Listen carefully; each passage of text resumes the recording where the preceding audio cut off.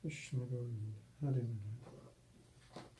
Hey, Govinda, hey Gopal, hey Shiva Madhava Dinadaya. I have to plug in the microphone.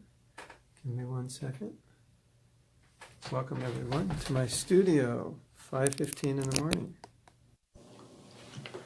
You can hear me. It's 5:15 in the morning, so I decided we'd come in the studio where we have light. Isn't it beautiful? Well, somehow this phone seems to make everything dark from the line down. So, welcome. Hello Australia and hello the world. Sri Krishna. Jai Prabhupada. I think I have to straighten things out. Yes. Okay, so today we're having class based on a question that was sent to us by Amrita Radha, and I need to find it. Hold on, I'm going to make this louder. Sri Krishna Chaitanya Prabhu Nityananda Shri Advaita Gadadhar Srivasadi Gaura Bhaktivinoda. Yes. Hold on, please. I have to find her question. Yes, Amrita Radhika. We decided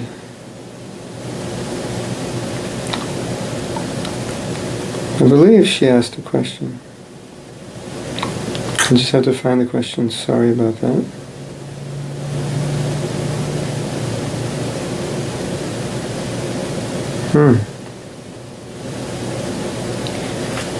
Amrita Radhika, where did you send the question? Was it on WhatsApp? Or Facebook? Or I went to bed late last night, and so I just got up and started this. And I don't find your question. Excuse me everyone, let me look on Messenger. Maybe it's there. If not, maybe I'm dreaming that, hold on, maybe I'm dreaming that she wrote. I remember we decided, in this she had a question and we decided we would discuss it. Amrita Radhika. The question is, okay, where did you write the question? It's just like, I was reading it several times and now I don't see it.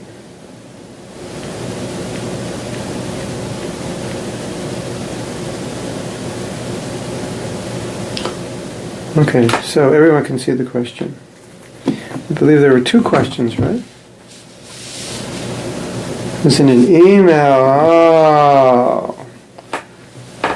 Okay. Anyway, fortunately she's here.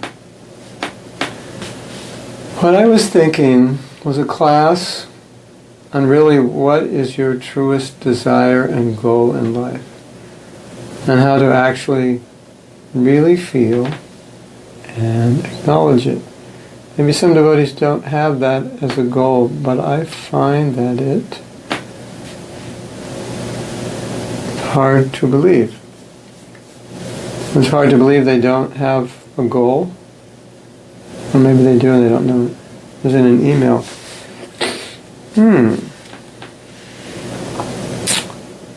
Was it in an email? And I don't have internet out here. Well, I have internet on my phone, but I don't have it in a hotspot. All right. That was basically it? There's nothing more to it than that? That's okay, we can discuss that. You had written, I think, two. I was asking about feeling versus knowing. I was asking about feeling versus knowing. Well, so we have two things, feeling versus knowing, which we have discussed before. And then, what is your truest desire and goal in life? I think the point was, Amrita Radhika she's doing counseling and she's asking devotees what's their goal, and they, many of them say, I don't know, not sure, not clear. So she was confused. How is it that they don't know?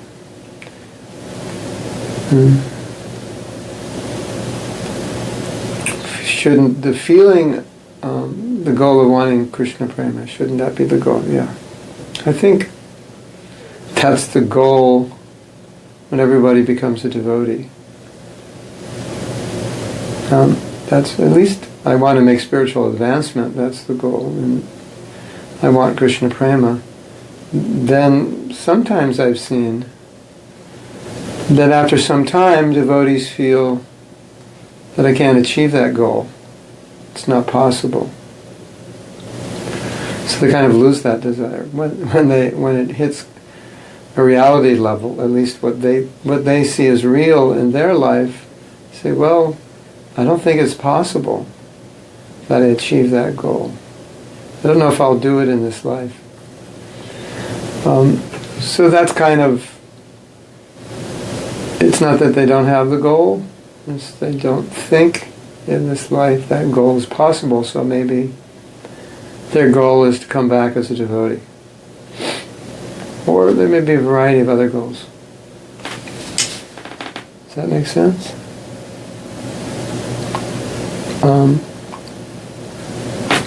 Feeling the goal of wanting Krishna prema just mentally versus mentally knowing we want Krishna. Well, we'll get there. Yeah, for some devotees that it's not even mentally. Well, we had talked about this. I had talked about this, I believe. No, I was talking about this in a daily quote. I did. Excuse me. The idea that sometimes, after being a devotee for a while, one finds it difficult to maintain that level of desire to want to be very Krishna conscious. Either just lose that desire, or one doesn't believe that they can achieve it, or it's not realistic for them, and so their goals change based on what they think they can achieve. So why don't we start there? There's two kinds of goals: the possible and the impossible. So in this scenario, what's happening is one may change their goals based on what's possible rather than what they want. Now, according to some people, you should have goals which are small and achievable so you don't get discouraged. So that may be why some devotees change their goal, because they think, well, why should I strive for a goal that I can't achieve? It doesn't make sense. Right? I should strive for a goal that I can achieve. Okay, so okay, my goal is, I'll chant 16 rounds a day, follow 3 principles, 3.5, 3.7, 3.96, 3.15, something like that. I will do some service once a week. I can maintain that. That's my goal for now. So that's wisdom, a certain kind of wisdom. That just make goals which are achievable and small. And then as you achieve one goal, you can go to the next and gradually work your way back to Godhead. Maybe it'll take more than one lifetime. So the problem with that thinking, at least the way I see it, is that Prabhupada wanted us to go back to Godhead in this lifetime. And if we feel unqualified to go back to Godhead, then I would say we're right. We are unqualified. And if we feel qualified, if we feel capable that we can go back to Godhead, it doesn't mean that we feel qualified that we can go back to Godhead. It may mean that I want to go back to Godhead and I really want to try and I'm going to do my best and I have faith in the process and I know someday I'll become purified. And it may also mean, as I said, that my spiritual master wants me to do it. So I'm going to try even though I don't think I'm qualified. So I think that's a better way of thinking. Now, just to get you out of your comfort zone, or maybe just to give you another angle of vision, I once heard a man speaking about creating goals, and he really shot, so to speak, shot the idea of small goals out of the water. And he said something really interesting, and I don't know if everyone will relate to this, but I think this is a little bit more in line with how Prabhupada was thinking. He said, actually, it's not good to have goals which are small and achievable. It's good to have goals which are impossible. And he explained the psychology of the reasoning. He said, if you have a goal that's impossible to achieve, it's going to force you to act on a higher level, or it's going to force you to stretch yourself. It's going to force you to think about doing things that you've never thought you could do before, or think in ways you've never thought before. Because if I have a goal to do something which I would think normally is impossible, and now it's my goal, I have to think how I'm going to do it. So his point was you start to think in different ways than if you just make a small goal. Now, I have a nature where I get excited about achieving bigger things. And some people have a nature where they don't get excited. It puts them in anxiety.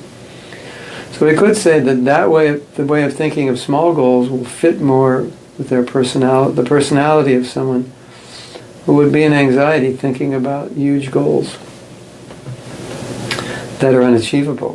They won't even start, they won't even try. But we could say that Prabhupada has given us goals which are unachievable and told us that we could achieve them through the process, not because we're qualified, but because the process is qualified. So if anybody's thinking, well, love of God is not my goal, at least not in this life, that I can't achieve it, then that's okay. But we shouldn't think that achieving it is dependent on whether we're qualified or not. Because Prabhupada's given us a process. Now, if we don't follow the process, then we could say, yes, I'll never achieve it. Or if we say, I can't achieve it, we might really be saying, and we have to be honest to admit this, we might be saying, I don't really want it. Well, how could we say that? Well, you could say, I'm not willing to try. I'm not willing to do the things that would give me love of God in this life. So that could be interpreted in some cases as to, I don't want it. Maybe not in every case, but let's go with that idea for now, that maybe I don't want it. That's the problem. And that's why I say it's not my goal, rather than say it's an impossible goal to reach. Let's agree that it's an impossible goal to reach. So we all agree on that. But it's a goal which Prabhupada has put in front of us. So now what do? He's put an impossible goal. You know that story of Prabhupada before he went to America, the first time he went to Mayapur, he went to the house of Nandan Acharya. He used to go there in earlier days, and he went to offer obeisances and pray as well to his spiritual master. And he was crying. And the Pujari had seen him from earlier days, and now he'd come back in saffron. And so he was familiar with him. And he said, why are you crying? He said, because my spiritual master has given me a mission which is impossible. And I have to execute it. So that was Prabhupada's mood. I like that mood. Okay, this is my goal. You think you can achieve it? I'm not sure, but it's my goal. So rather than make goals based on what we can achieve, why don't we make goals based on what Prabhupada wants us to achieve, or what our spiritual master wants us to achieve? And if we think we can't achieve it, that's not bad, as long as we make the effort as if we could achieve it. Because, love of God's pretty high. It's a pretty high position. Do I think I can achieve love of God? The attitude of devotee it's explained in the Nectar of Devotion. It's called Asha Bandha. Asha means desire. Bandha means bound. And Prabhupada translates Asha Bandha as hope against hope. A desire that's bound. Or we could say, well, the way Prabhupada explains it is that a devotee, he thinks, I don't have any qualification to be Krishna conscious. So from that perspective, you could say, my goal is not to be Krishna conscious because I'm not qualified. But there's another half to that equation. And the devotee, the beginning of it's a prayer. Not prema, I don't have prema. I don't have a scent of prema. And devotee, Rupa Goswami, I believe it's Rupa Goswami's prayer, and he says, I'm not attracted to hearing and chanting. I wasn't born in a good family. He was going down the list of disqualifications. So by qualification, I have no desire to be Krishna conscious. But at the end of the prayer, he's praying to be Krishna conscious. And he's saying, even though I have no qualification, I have the desire. And I can't give up the desire. And it's a hope against hope. As this is what I want. Like right now, we have to get a second car. So we're looking at cars we would like to get. And we don't have the money for them. I have very little cash right now. And probably have to take a loan. But I really don't want to take a loan because then it's another monthly payment and it's just more overhead. And we see a lot of cars for around $5,000 in the U.S. You can get quite a nice car. Not too old. So we're looking at it and we say, yeah, there's the perfect car. Well, we don't have the money. So but I want the car. I have to have that car. I need that car. That's hope against hope. Well, you don't have the money for it. So, what is the devotee expressing? He's expressing two things. He's expressing that the reality that I don't have the qualification does not equate with my desire to want Krishna prema. So I think that's important. That we shouldn't equate the two. As I was saying in the beginning, often devotees equate the two. Well, I'm not very Krishna conscious, so why should I desire love of Krishna?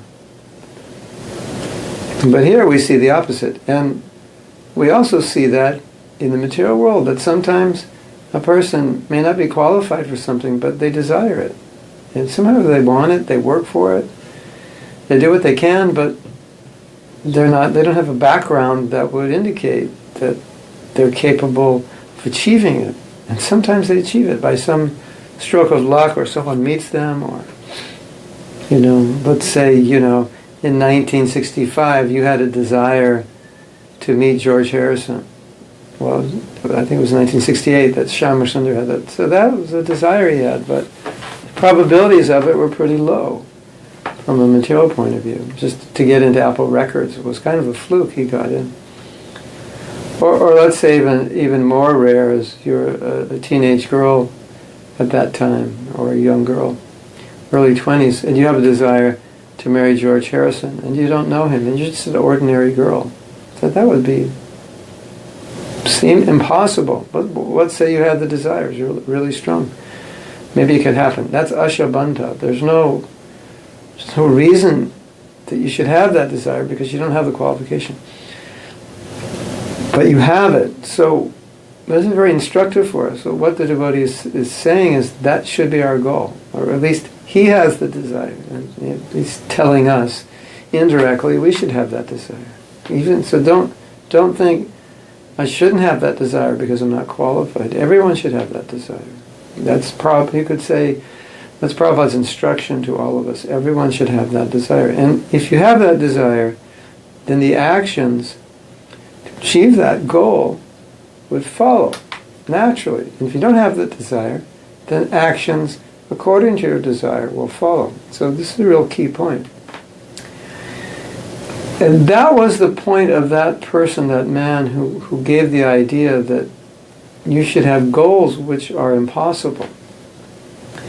And I appreciated that point. And I think we see that in our own lives, that if the goal is up here, it stretches us. And Prabhupada did that a lot. He put goals which were difficult for us to achieve. He put them in front of us and he said, go for it, do it. And we wouldn't know how, but we were enthusiastic to try. And so we tried. We tried harder because the goal was bigger.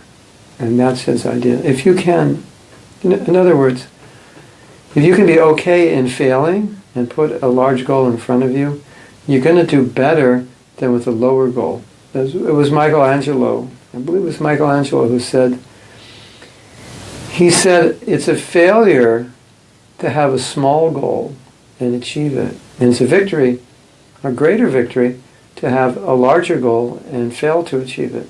And what did he mean by that? He said, my understanding is that if you have a higher goal and fail to achieve it, you'll be in a higher position than if you have a lower goal and achieve it. That was his idea. Oh, I know I can do this, so I shoot for that. He said, no, shoot for this. Way up high. And maybe you don't quite reach it, but you've reached higher than the other goal. Well, that's interesting. And then often I've quoted the saying, unfortunately I don't know who said it, a man is judged by his goals. So if we have the aspiration to be Krishna conscious, very high goal, that's glorious. There was a man who once met Prabhupada. He met Prabhupada for the first time, and he'd been coming to Krishna consciousness, and he was developing a desire to be a devotee. And he told that to Prabhupada. He said, Srila Prabhupada, I want to be a pure devotee. And Prabhupada said, that's a wonderful desire. So Prabhupada was glorifying that desire. Prabhupada didn't say,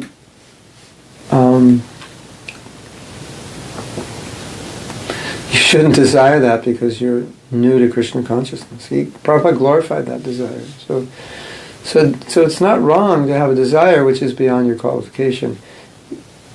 You're glorious when your desire is glorious. That's what. If you come up to me and say, I want to be a pure devotee, my response would always be, that's a glorious desire. I appreciate that desire that you have. That's wonderful. Then you might say, but I don't feel qualified. That's also a glorious desire, or a glorious realization, that I don't feel qualified. If you said, I have this desire to achieve Krishna consciousness, and I feel qualified, then I would say, there's something wrong there. I don't feel qualified, but I have faith in Prabhupada. So really, then we have to look at ourselves. If we say, well, I don't really have that desire, or I don't really think I can achieve it, at least try to achieve it. That's the point. And so my point was, if you have a desire to achieve love of God, if you have that desire, then your sadhana, your service and so on, will most likely be of a higher caliber than if you don't have that desire. Because if you have that desire, generally your actions will align somewhat with that desire. They'll try to align with that desire. Does that make sense? That was that person's whole point. Try to achieve something which is greater than you've ever achieved. It will push up your activities. And that's what Prabhupada did. He gave us many, many, many big projects and just challenged us in many ways. We distributed so many books, and then he would say, okay, now you have to double it next year. And we thought we were right at the edge of our capabilities. No, you should double it. Oh, how are we going to double it? So, you know that story. Maybe you don't know it, but I believe the BBT was publishing one book a year. And then Prabhupada said, I've translated Chaitanya Charitamrita, so we need to finish it. And devotees were thinking, well, maybe we could do 2 a year. It was something like that. It was, or maybe they were thinking we could do one book in 3 months, which to them was like almost impossible. That means in the old days of layout, with you print it out and paste it. And that would require paintings also, and photographs. So someone has to go to India, someone has to do the paintings, the layout has to be done, proofreading, editing, and so forth. So that process was normally, it would take a year. And, okay, let's say maybe one book in 6 months, they could push it. So Prabhupada told them, no, not 1 in 6, I want 17 in 1 month. And the devotee, the PBT manager said, that's impossible. It was just a spontaneous reply, that's impossible. And Prabhupada said, impossible? That is a word in a fool's dictionary. So what could they do? It was kind of like print 17 books or die. When your spiritual master gives you an order like that, and your spiritual master is Srila Prabhupada, and it's about books, and you're in charge of BBT, that's serious business. So that was Srila Prabhu who was in charge. And in describing that story, basically, he said, Prabhupada gave us an impossible order, and we had faith in that order, and we did it. And it would have never have been done on our own. We would have never thought it possible. So Prabhupada did do that, and there are many other stories. And this is a good example. What they did was the devotees who worked for the BBT just worked around the clock. They basically chanted their rounds and worked until they fell asleep. They were actually working 24/7. Many artists would work on one painting, and when one fell asleep, the other would come in and work on it. And it was a marathon, but they did it. I'm not saying that we should do that, but they did it. So don't be resistant or hesitant to try to achieve something which is a little beyond your comfort zone or beyond what you think you can do. It's actually healthy, and it forces you to do more. Of course, you have to be balanced. I don't want you to stay up 24 hours a day for 2 months. So, you just want to raise, at least what we want is we want our aspirations to be in line with the aspirations Prabhupada would want for us. So if you say, I don't really desire to be Krishna conscious because I don't think I can achieve it, you need to reframe that. Say, no, I want to be Krishna conscious. I don't know if I can achieve it, but I'm going to try. That's what Prabhupada would expect of us. And I've observed many devotees who say that I don't have a desire to go back to Godhead, to be Krishna conscious in this life. It's because their practice of Krishna consciousness will not lead them to that goal. So that's why they feel that way, because they know they're not practicing well enough to achieve it. And I would say to them, make your goal to be Krishna conscious. And then you'll see your actions will change. Now, Amrita Radhika is asking 2 things which I haven't yet addressed. One is feeling versus thinking. And so let's address that now. The difference between thinking and feeling. For example, you can think. Thinking often comes in the form of I know I should. If you've ever said I know I should, but usually what's happening is you're understanding what you should do, but you're not feeling like doing it. So anytime you say, I know I should blank, I know I should, or I know I should not do something. And then you put but after that. The but then qualifies the reason you're not doing it. Most likely it means it's just in your head. You don't feel like doing it, you understand you should do it. So you're kind of out of balance. If you understand you should do it and you do it, you feel good about it, and that's right, you're aligned. But if you understand you should do it and you don't, and you have reasons why you're not doing it, you know how that feels. It feels like, okay, it's all in my head, but I know I should get up early, but I don't feel like it. I know I should chant my rounds better, but I don't feel like it. I know I should read more, but I don't feel like it. I know I should X this, but I don't feel like it.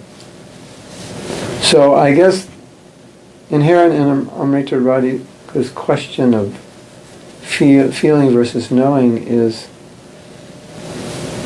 number one, what happens if you know but you don't feel? Number two, how do you get to feeling? And the third question she had was about clarity of goals. So maybe we'll go to clarity first, because clarity could inspire feeling. I think what Amrita Radhika is coaching a lot of devotees, and she's finding that they're not clear about their goals. Goals shouldn't be generalized, because if they're generalized, they're not concrete enough. Where are you going? We're going north. Okay, north's a general direction, but it's not concrete enough to get to a specific place. Well, where specifically are you going?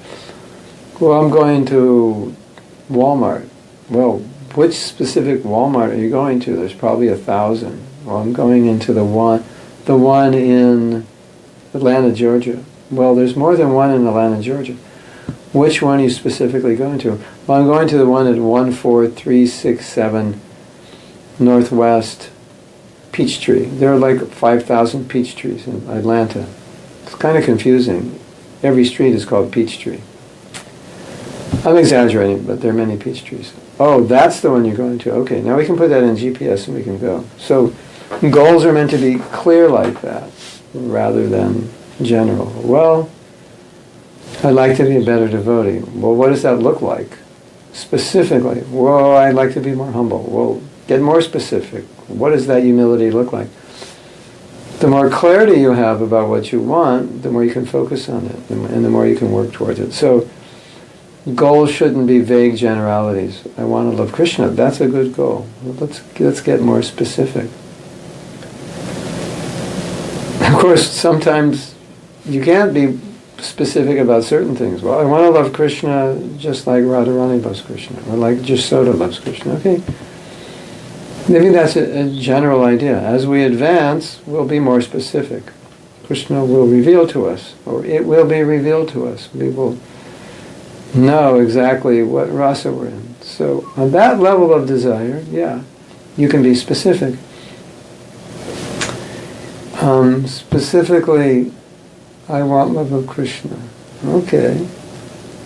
All right. How would you get more specific about that? Well, I would get more specific about what I could do that would help me get love of Krishna. How could I manifest? What practically are things that I could do? I would get clarity on that. But I think what Amrita Radhika is referring to is within that broad spectrum of love of Krishna or devotional service, right now, what are some specific goals? Or maybe my specific goal is to become expert at something within the next 3 years. Okay, now that's very specific. I'm going to be expert at editing. Okay, well, what do you have to do to become expert? Well, you need to read this book or take this course or work with these devotees. Okay, get more specific. Okay, when are you going to start doing that? How are you going to do it? Where will you stay? Not like that.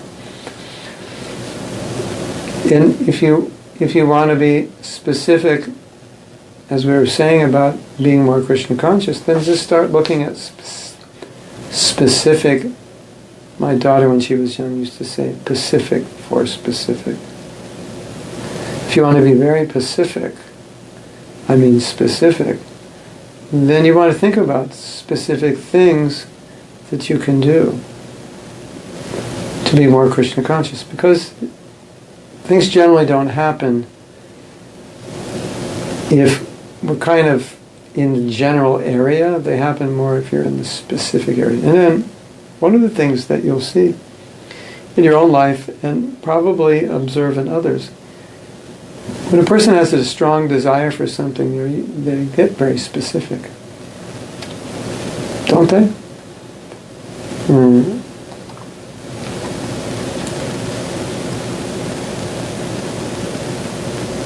Yes? Like you really want something. It is natural. You get very... You're very precise in your actions, precise in how to do it. We'll use the looking for car example because we were looking for cars, and I told my family, let's just go out and look for cars. They go, what? They said, what kind of car? I said, I'm not actually sure what we need. I was thinking what kind of car we need because we have a sedan, regular car, and I thought we needed like a van or a wagon, and they didn't really want a van. So we would look at SUV, and I thought, yeah, but that's a gas guzzler.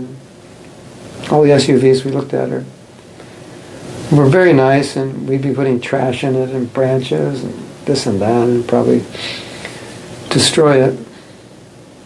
And finally we came across a hatchback wagon. I said, yes, that's it. Now I'm very specific. Now I know what I want. So now we're looking at hatchback wagons. We're specific. I don't just want a car.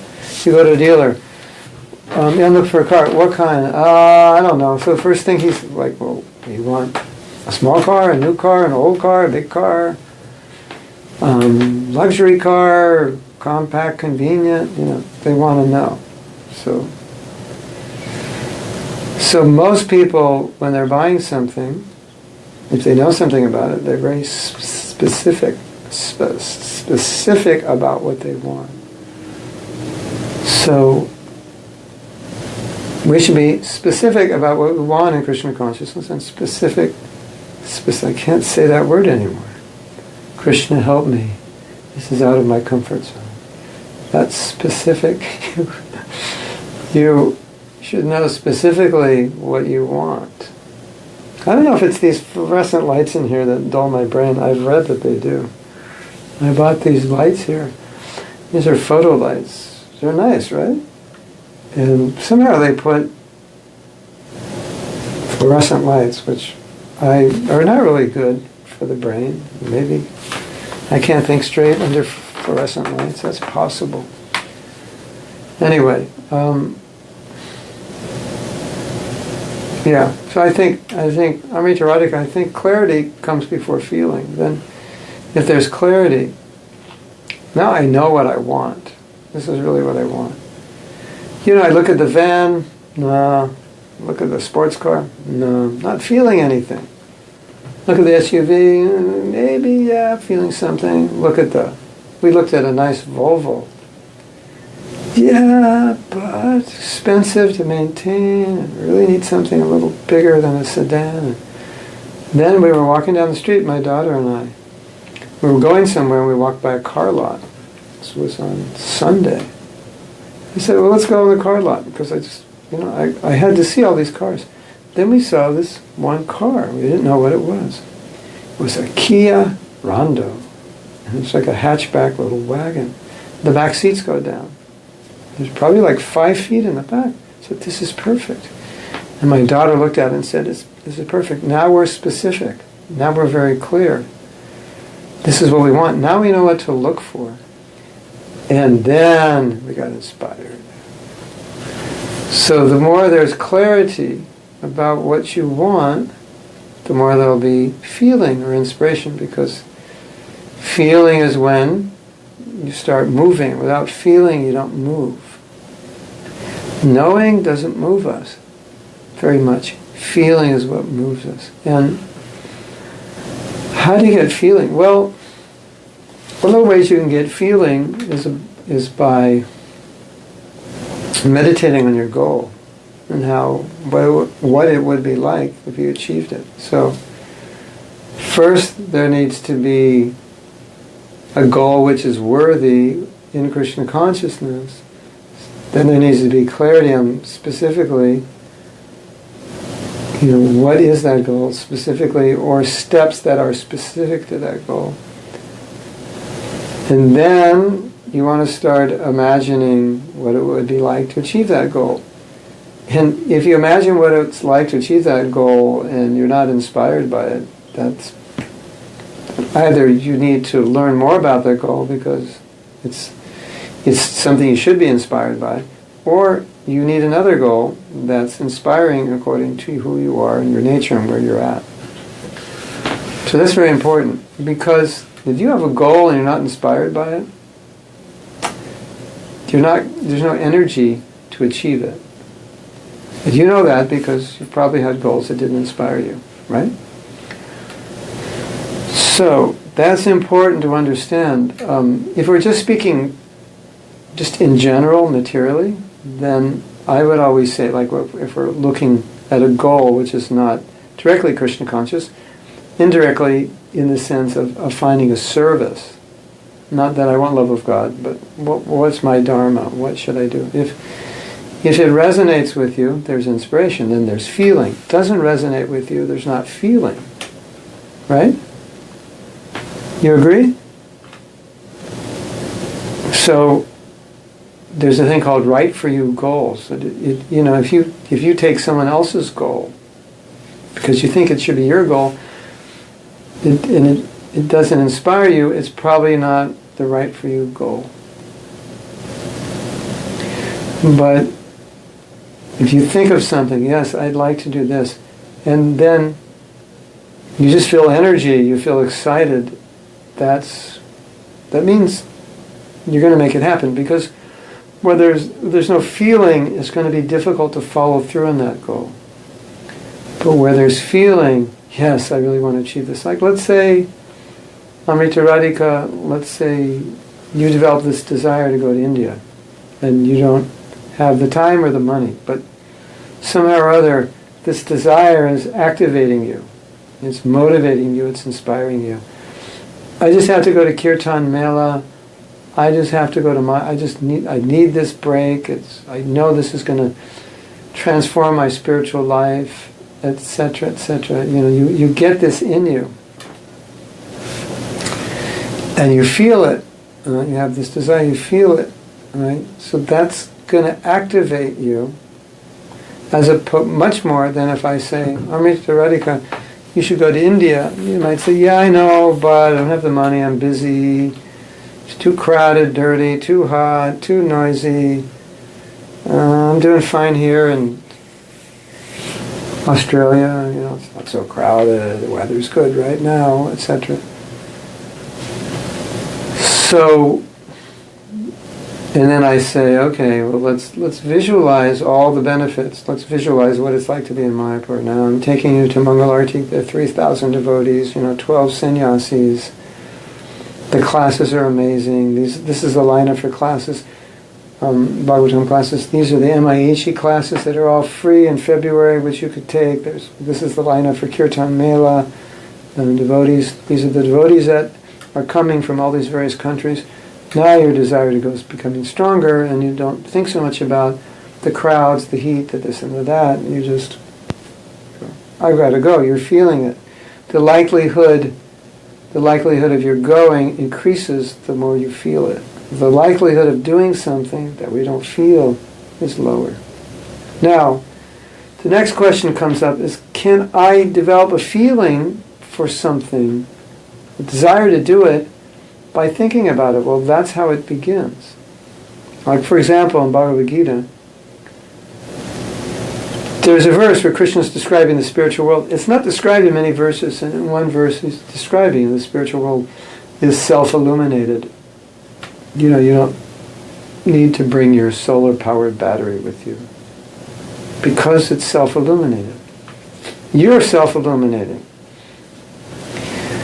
And there are other descriptions in the Gita. So, then the purport, Prabhupada says, one should be attracted by these descriptions. So you begin first by hearing, this would be nice, this would be good. You hear over and over again, like Krishna Karshani is on parikrama in Vrindavan, and whenever you go on parikrama, it develops your desire to want to enter the leelas of Krishna. Now, you might be sitting at home and in your comfortable chair listening to this class and thinking, yeah, well, it'd be nice to be in Krishna Leela, nice to be a gopi, a cowherd boy, that would. But when you're actually there at the Leela Stan, the place where that pastime happened, and you're hearing about it, this desire just comes across you that I'd like to be in that Leela. I'd just like to leave everything in this world and be part of that Leela. Like, this world is just like, it's just a botheration. That feeling gets stronger by being in the Dham and by hearing. The first time I went on Navadvip Dham Parikrama, I think it was 1992, 93, and we go to all these places of Mahaprabhu's pastimes, and I was hearing all the pastimes that I knew from Chaitanya Charitamrita. But now I was in the place. It was an amazing experience. And I remember every place we'd go, I would just be praying that I could enter that Gaur Leela. I could enter those pastimes. That just desire came very strongly in my heart. So, yes, by hearing, by being in the Dham, by being in good association, the desire will come. The feeling will come. And when the feeling comes, we're fortunate. That's what we want. So, sometimes, the Jayapataka Maharaj has said, he said, you should pray for the desire to be Krishna conscious. And if you don't have the desire to be Krishna conscious, you should pray for the desire to have the desire to be Krishna conscious. So you might say, well, I don't have this strong desire to be in Leela. I don't have this really strong desire to love Krishna. I'm just trying to, get up in the morning and finish my rounds and do a little seva and read. And then you can pray for that desire to have the desire. On some level, we want to take these higher desires and be able to feel them in our heart, because, as we've said many times, it's the feeling that motivates action, not the understanding that motivates action. Now, for some people who are very, you could say, determined or intentional or strict with themselves, they can motivate themselves by understanding that something should be done. But even for those people, in the long run, to maintain that desire, there needs to be some inspiration to do it. So it's a nice meditation. How can I get more inspired to do what I'm doing? Inspiration is kind of like, I see inspiration like the speed of a vehicle. And the more inspired, the more we're pressing on the pedal, the faster we're going to go. When your inspiration increases, your productivity increases, your determination increases, everything increases. Isn't it a fact? Yes? It is a fact. So inspiration is important. And as we said earlier with the Ashabanta prayer, the devotee's inspired even though they feel is unqualified. It's just the vision of being in Krishna Leela, being an associate of Krishna, for example. That vision is like, I have to have this. Now you might say, but I don't feel that way. And all I would say to you is, not all, but one thing I would say to you is, but we're supposed to feel that way. That should be, okay, I don't feel that way, Krishna, I pray to you that I will feel that way. At least have that desire. Oh, I'll never go back to Godhead in this life, I don't even desire it anymore, but you should pray to have the desire. I don't really desire to love Krishna because I know I'm not qualified, I know I'm not a good devotee, but I should pray to have that desire. That's the desire that Prabhupada wants us to have. He's giving us a process which awakens that desire. So he wants us to have that desire. So at least I should understand that's the desire I should have and pray for it. And pray to feel it. Because the problem is, well, it's not always a problem, but from the material perspective, the problem is no matter what we know, we're going to act on what we feel. Yeah, I know I should be Krishna conscious. Yeah, I know I should get up early, chant my rounds. Yeah, I know this, I know that.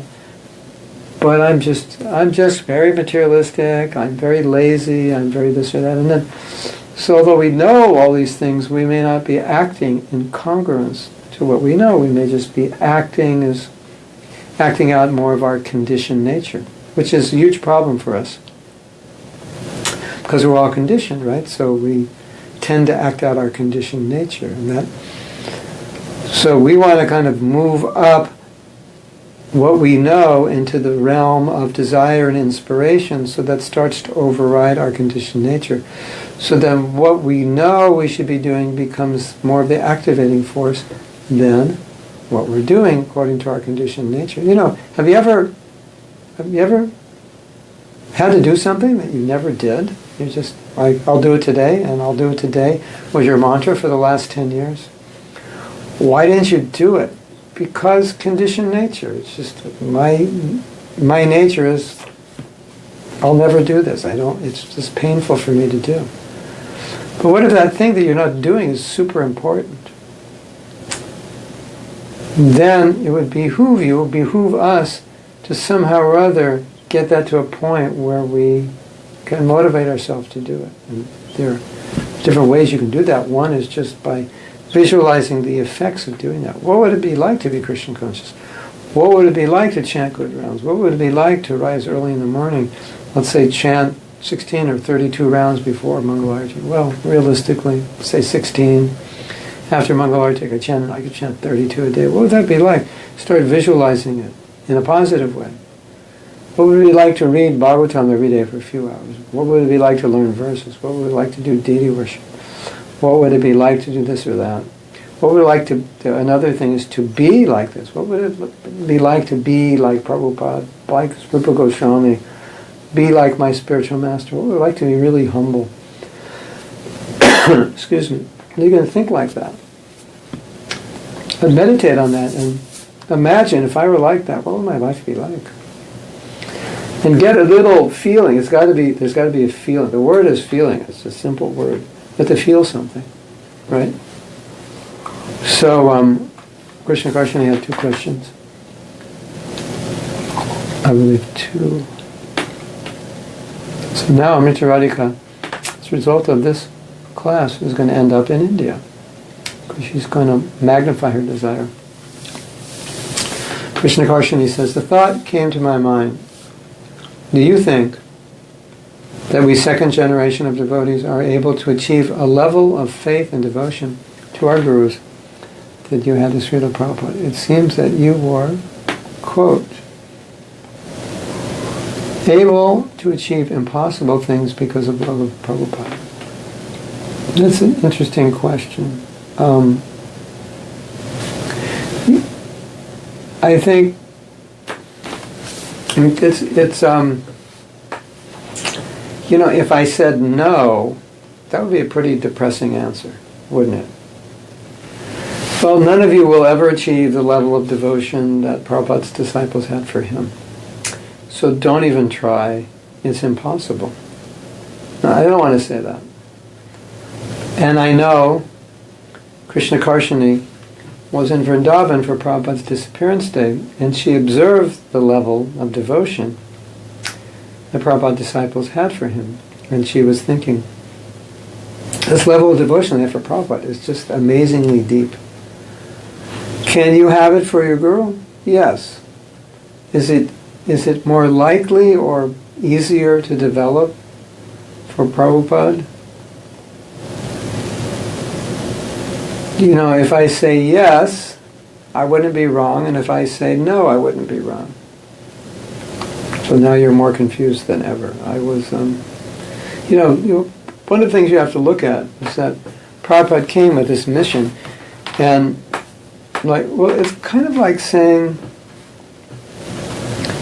you know, you have a baby, and you care so much about the baby, and so ISKCON for Prabhupada disciples, we really feel it as Prabhupada's baby, Prabhupada's child, like, you know, and we raised it. So naturally, you know, we were raising and building it from infancy, or most of us joined when it was, like I joined when ISKCON was 3.5 years old. So if you adopt a child when they're 3.5, and they're, you know, when they're older, they're getting sick or they have problems, you know, it's your child, it's your baby, you're completely dedicated. So you have that factor. So don't forget that factor. That was a time, place, logistics factor that certainly helped us increase our devotion. We also have the sociological factors where people were surrendering to Krishna their lives. So that's there. And you can't deny Prabhupada's position as Krishna's pure devotee and how inspiring he was. But certainly, in Prabhupada's presence, there was a lot of Krishna consciousness, a lot of surrender, a lot of dedication. But I would say that perhaps a better way to answer this question is, of course, we have to first answer it by saying anything's possible at any time with any guru and disciple relationship. There's no limit on how much faith and dedication you could have to any guru, and you should have complete faith and dedication to your guru or gurus. Well, that's a fact. But Prabhupada was Prabhupada, so Prabhupada naturally endeared this surrender, and Prabhupada was sent by Krishna to spread Krishna consciousness, so in his presence was very special. There's no doubt about that.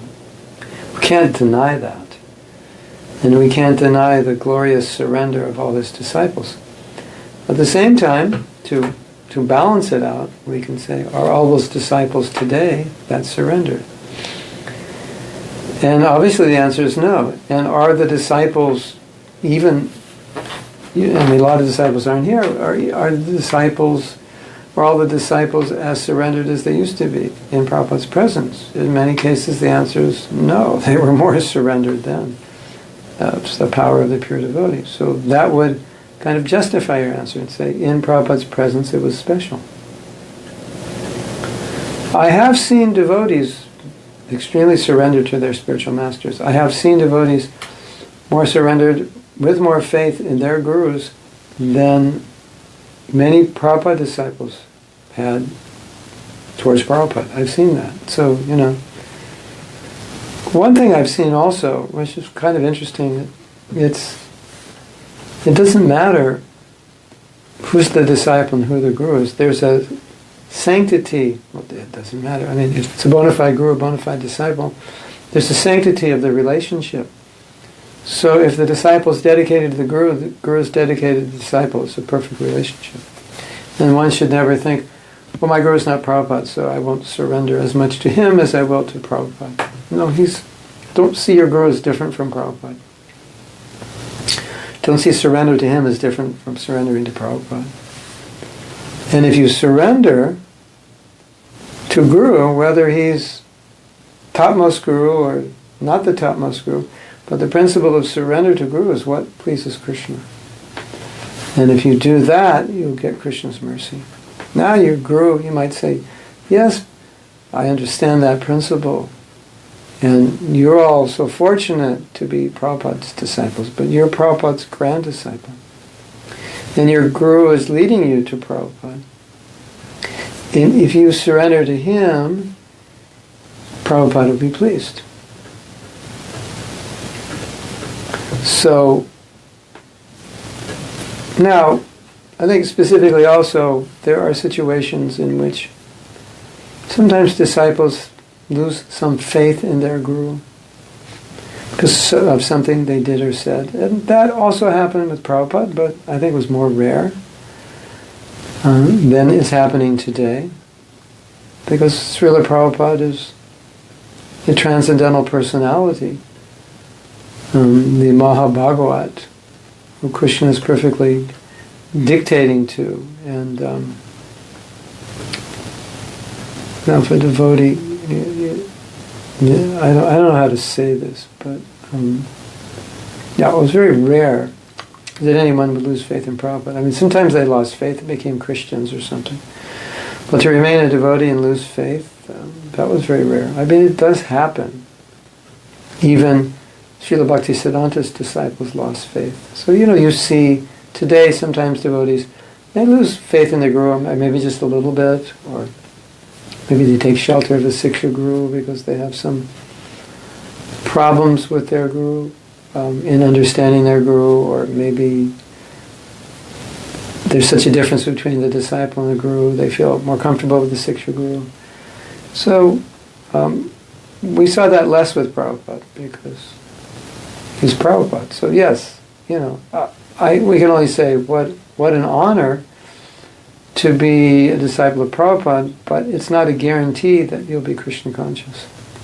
If you want to be Krishna conscious, yeah, then you're pretty much guaranteed by being his disciple, being in his association, having seen him, served him well.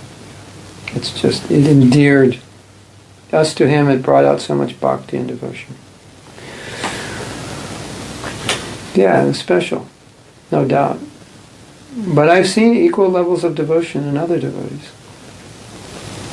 So really, I think it depends on us. But yes, and Krishna Karshini, you can also become inspired by Prabhupada. So, Krishna Karshini. I don't know if it's a really tough question to answer. I would like to end it by saying, yes, I've seen that level of devotion today in ISKCON.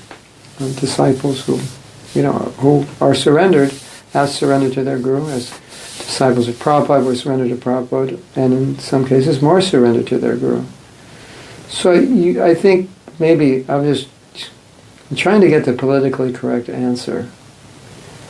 And I think the politically correct answer is yes, in general, Prabhupada endeared this level of devotion and faith because of his level of devotion and faith and because of the revolutionary and missionary nature of that new movement and the spreading of it, and Prabhupada just going so fast and in front of us and just doing so much and inspiring us to do so much. So I said yes. As a general answer, yes. As a specific answer, no, we can have that same devotion for our Guru. Maybe it might require more, maybe it's a little more rare, maybe it was less rare during Prabhupada's time, but we can't say that we can't have it. So now Krishna Karshini has another question. I'm giving the example of buying a car, and oftentimes we buy what we afford. We may want an expensive, but if we don't have enough money, we have to go for the compromise, purchase cheaper. Whoops.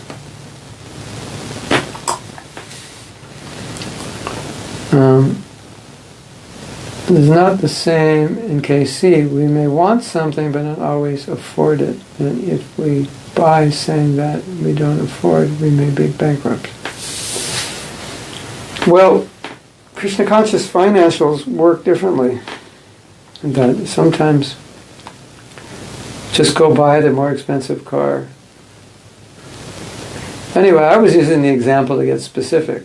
You're using the example in different ways, so let's go back. I was using the example that I didn't know what kind of car I wanted, and then I got specific about the car, and then also specific about what we could afford. But if we use your example is getting the loan, but I can't get a loan and buy the more expensive car, right? And if we decide that the only car worth buying is the more expensive car, then we're going to say, okay, let's get the loan. And the loan is just mercy. Right? Go to the bank, please, my dear banker, be merciful upon me. I want this car. It's $5,000. I only have a few thousand. Can you loan me the money or loan me the difference? So that's the more Krishna conscious attitude. It's when you come into the realm of devotion and love, it loses its logic. And so, this is what I want. Or like my wife would say, we have to have that car. That's the car. And I said, but we can't afford it. But we have to have it. It's just somehow you figure out how to get it. If you don't get it, I divorce you. Okay, I'll get it. I'll figure it out. And I bow down to the banker. Please, please, at the dust of your lotus feet, can you loan me the money? Or I start calling friends, can you loan me the money? I'll pay you back in a couple of years. My wife's going to divorce me if I don't get this car. So that's more the attitude of a devotee. Because a devotee understands Krishna's mercy, so therefore a devotee can desire more than he's qualified to get. Because he understands, if he has that desire, Krishna will make up the difference. That's a nice thing about Krishna consciousness. You don't have to be practical in your desire. What's practical about developing love of Krishna? After so many lifetimes in this material world, in one lifetime, developing love of Krishna, it's an impossibility. But that's our desire because Prabhupada said we could achieve it. So we're going for it. Yes? Aren't we going for it? We're going for it, right? Because that's what we want. So that's okay. And Krishna, you go buy the more expensive car and Krishna will arrange the loan. That's the idea. Is that okay? I strongly believe that, and I still believe I see this, that according to our desire in Krishna consciousness, the level of our desire, our actions correspond, as we were saying before. So if I'm so-called realistic about what I can afford, then I'm not going to get a very good car. And it's probably going to have a lot of trouble, and I'm going to end up spending more money on it. But if I see, this is the car I need, this is the car I want, what do I do next? I figure out how to get it. How are we going to get that car? What do we have to do to get that car? Right?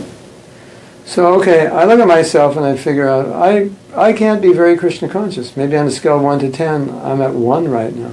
But I desire to be at 10. And so because I desire to be at 10, I'm thinking, how can I do it?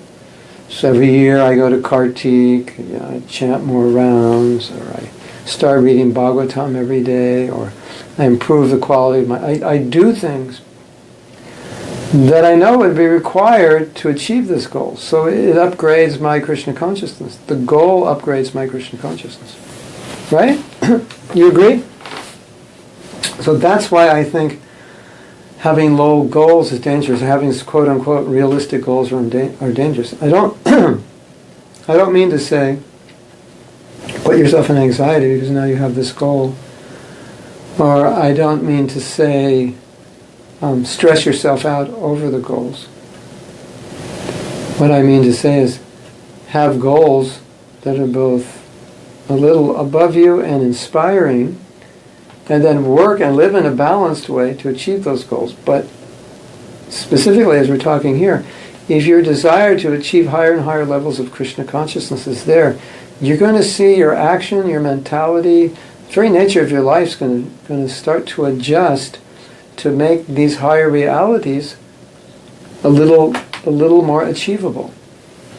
And when we lower our goals, it's kind of like, it works together. I'm lazy, so I'll lower my goals, and that will give me, then I can still be lazy, because now I have lazy goals, which are perfectly suited for a lazy person.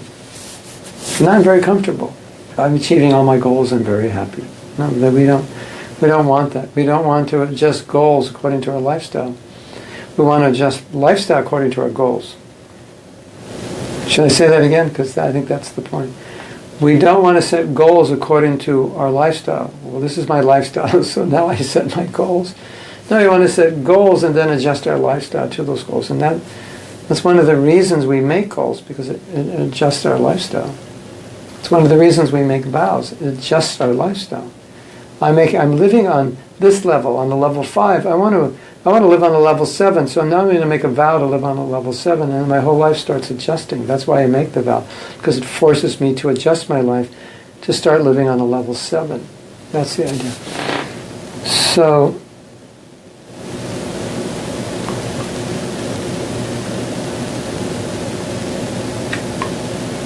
okay, we have some more comments. Amrita Radhika says, as devotees, shouldn't we also see how many people are suffering and want to keep this movement growing to help others? Living in a city, I find this can be motivating to preach, which is fulfilling Prabhupada's mission. Yeah. Well, I would say, I'm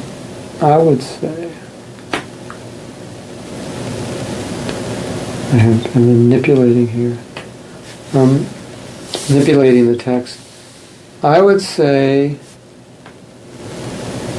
let me read that again. Shouldn't we see how many people are suffering? Yes.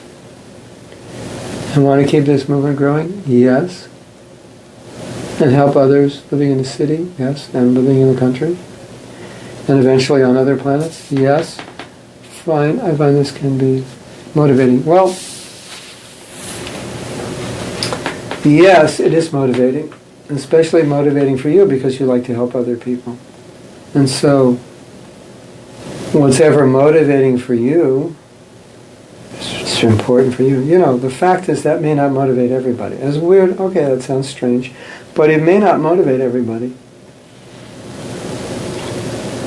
And someone else may be motivated by building a temple. Of course, that's also to help devotees.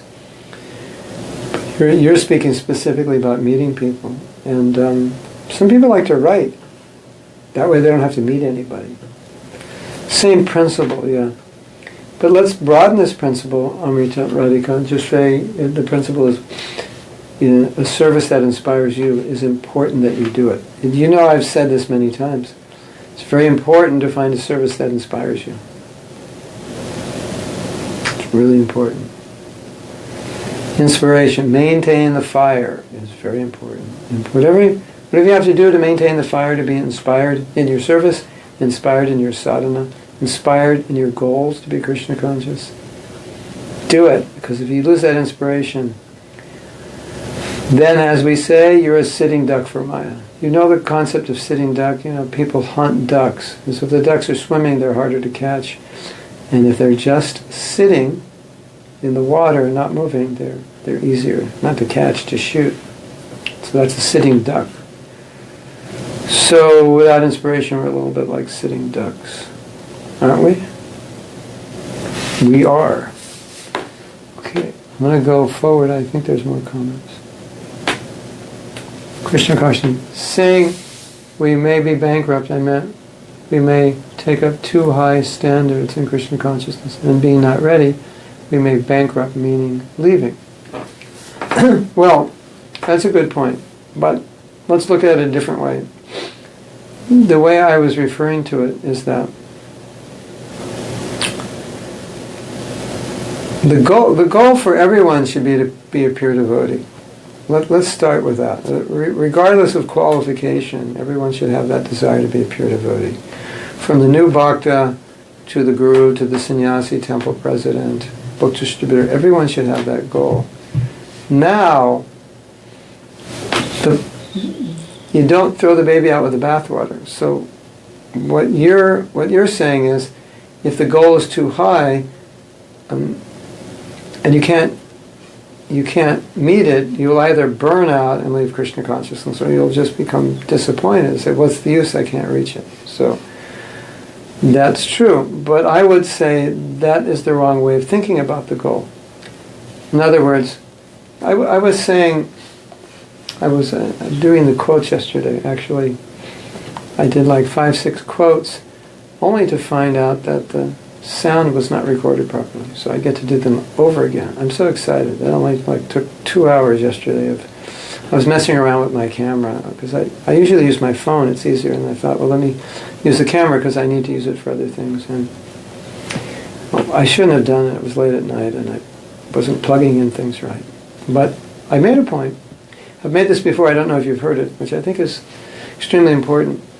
Let's say I have a goal, or I'm supposed to have a goal. What's my goal? Well, one of my goals is, that I'm supposed to have, is that I should be like Prahlad Maharaj. That should be one of my goals, to be like Prahlad Maharaj. Yes, Prahlad Maharaj forgave his father. His father tried to kill him, so I should be like that. Now, you might be thinking, there's no way, at least right now, that I could be like that. You know, if my father tried to kill me, could I just let it go and just forgive him? And not only forgive him, but pray to the Lord to give him liberation? And if Krishna came and said, what do you want? Would I not say, send my father to hell for 1,000,000 lives for what he's done, or let him suffer the way I suffered? At least that would probably be our tendency to some degree, and probably not a strong tendency to liberate him. So now, reading that story would be like saying, I want to be a pure devotee, and this is, in my present state, it's unrealistic for me. I'm not going to be able to do this. So I was making a nice point yesterday.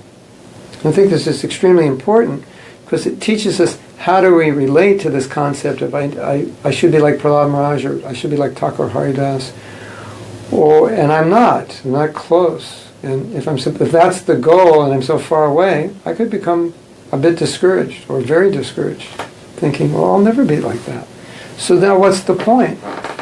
Or, as Krishna Karshani is saying, I'm going to try to be that way, and then after 6 months, I can't. I'm trying to be like Thakur Haridas, and 6 months later I end up married. It's like, what's the point?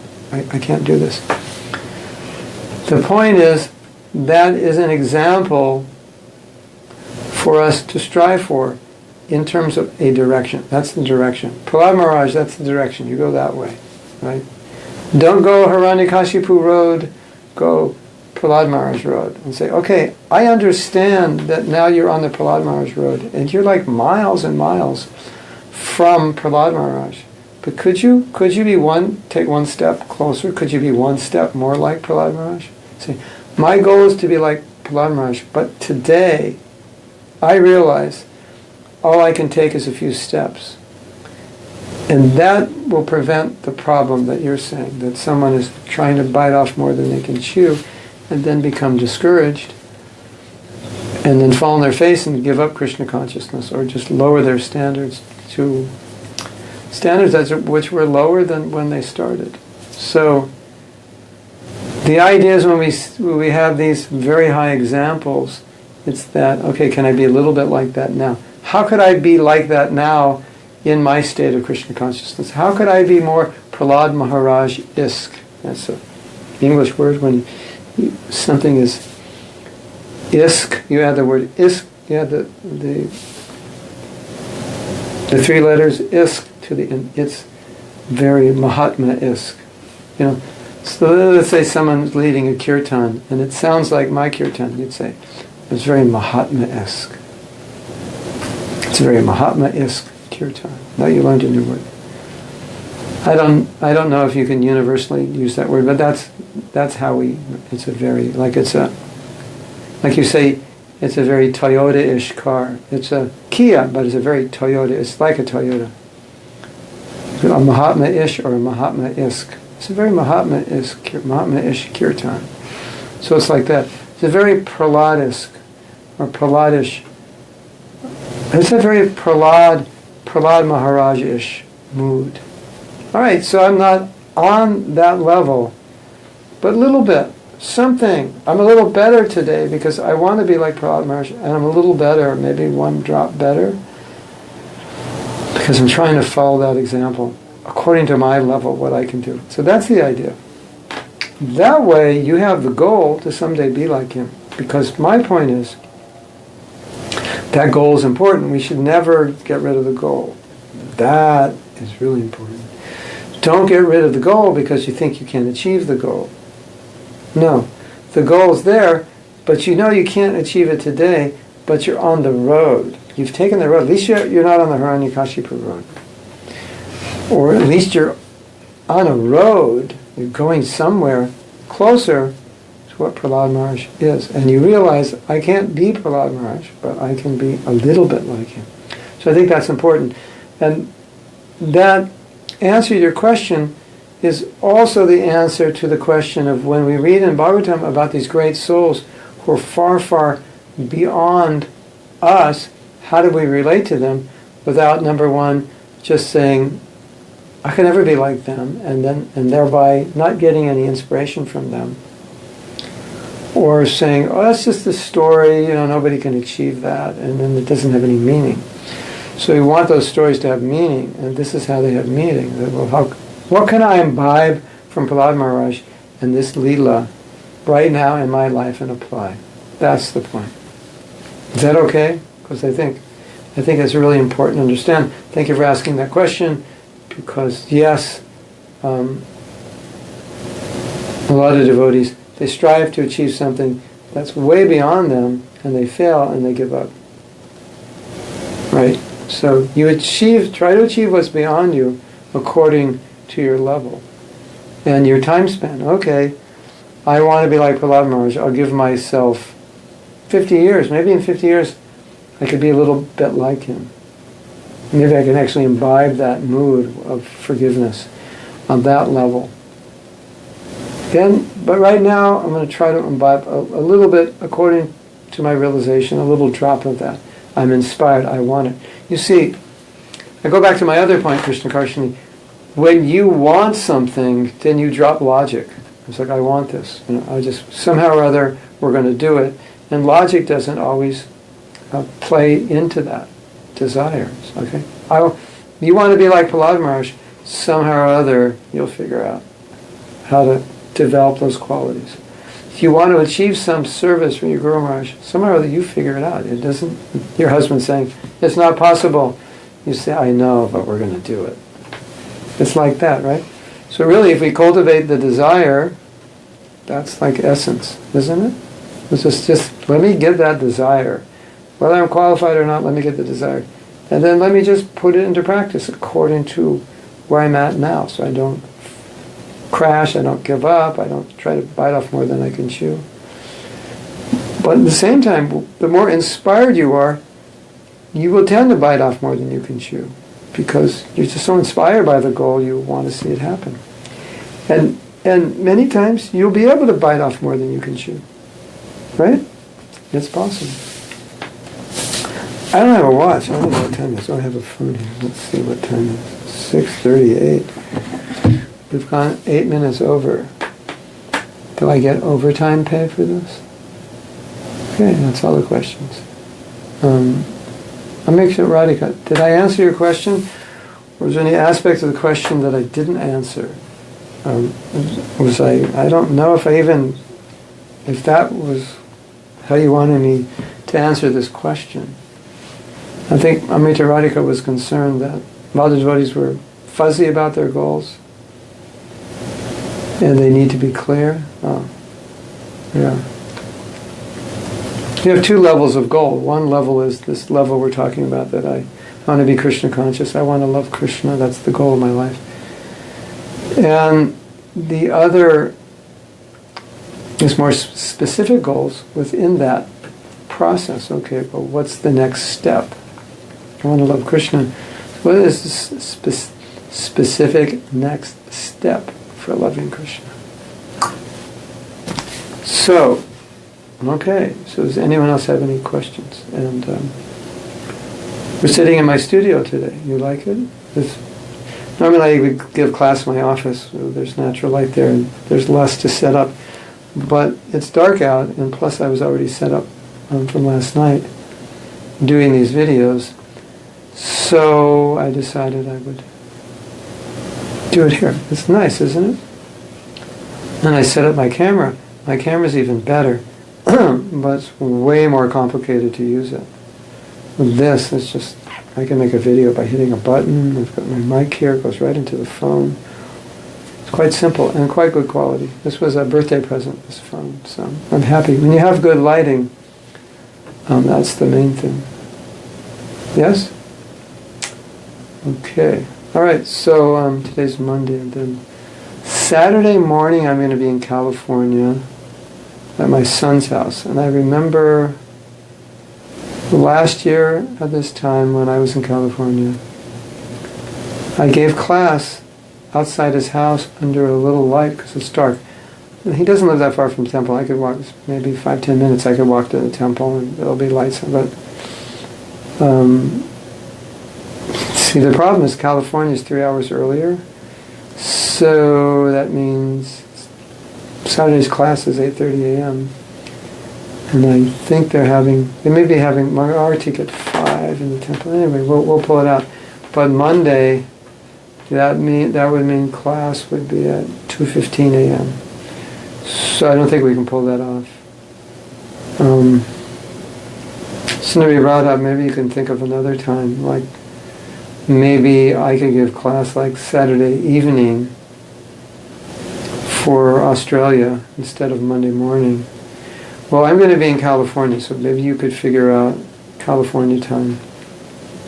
If there's a time my evening, that would be like your Sunday morning. And I could do that. That would work. Okay?